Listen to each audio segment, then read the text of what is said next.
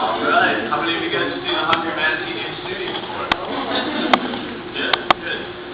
Well, this guy right here in front of me, his name is Snooty. He's 9 feet, 4 inches long, and weighs in at 1,180 pounds. Size 89 waist, if he had hands, but he doesn't. Snooty was born in Miami. People wanted to get a manatee for an aquarium. They got a permit from the state of Florida to obtain one manatee. They caught a female manatee, brought her in. A couple days later, there were 2 manatees in the tank. She was pregnant. They didn't know they caught a pregnant female. They had baby Snooty in the tank and only could keep one of them. So they released his mother and hand-fed Snooty and raised him ever since he was a baby, born in captivity. On July 21st, 1948, making him 61 years old later this month.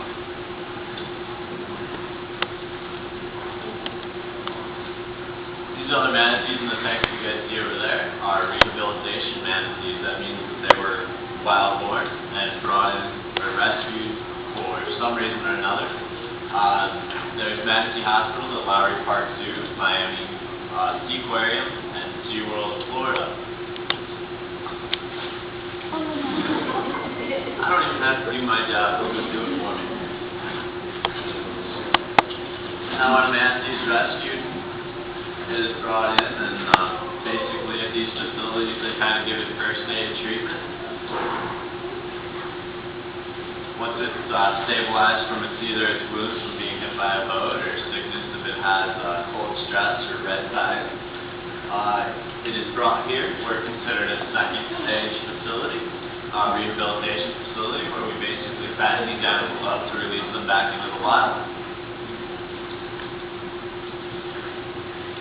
We have 2 other manatees in this tank. The manatee with the scalloped tail, or the little scar marks around her tail. Her name is Coral Lee. She was found in Cape Coral, Florida.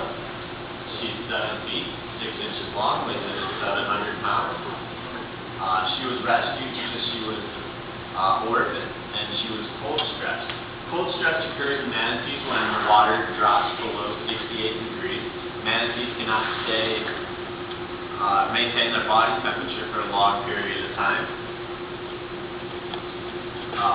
Have trouble regulating their body temperature, and eventually will get kind of a hypothermic condition where their immune system is then compromised. The scars around her tail are from a fungal infection, which she could probably not fight off because of a compromised immune system because of the cold stress. Fortunately, she was found in time and able to be rescued and rehabilitated at Lowry Park Zoo. The other manatee, his name is Little Matt. He was found in Naples, Florida. He's 8 feet, 3 inches long, weighs 820 pounds. He was rescued, also orphaned, unfortunately. Rescued because he was entangled in a crab trap line. If you guys look over here on the top, you see that crate-looking thing over there. That is a crab trap. Crab traps are attached to really long ropes with a big float at the top so fishermen know where their trap is.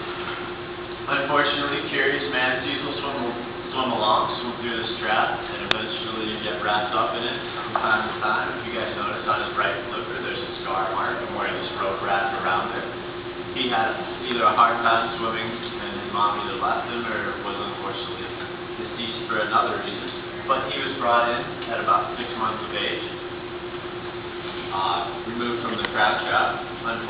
Fortunately, he didn't have to have his flipper amputated. Sometimes, unfortunately, manatees do have their flipper amputated when the rope gets too tight, it restricts the blood flow. But he was also rescued and taken to Lowry Park Zoo, treated and brought here. These manatees will be released later this winter. They were both rescued at a young age, so they didn't really learn how to be manatees, where to go during the cold water, or the cold water snaps here in Florida, or basically what kind of wild foods to eat. So they'll be released in the winter when other manatees are in the warm waters discharges, so they can learn from these other animals where to go during the cold water snaps and where to eat. Manatees eat a diverse buffet of about 60 different seagrasses that grow here around the state of Florida in the shallow coastal waters where you can find the manatees. During the summer, manatees are really spread out. In the winter, they do congregate in the warm water areas of the natural springs in Florida or behind the power plant discharges. There's about 3,000 manatees left in the wild.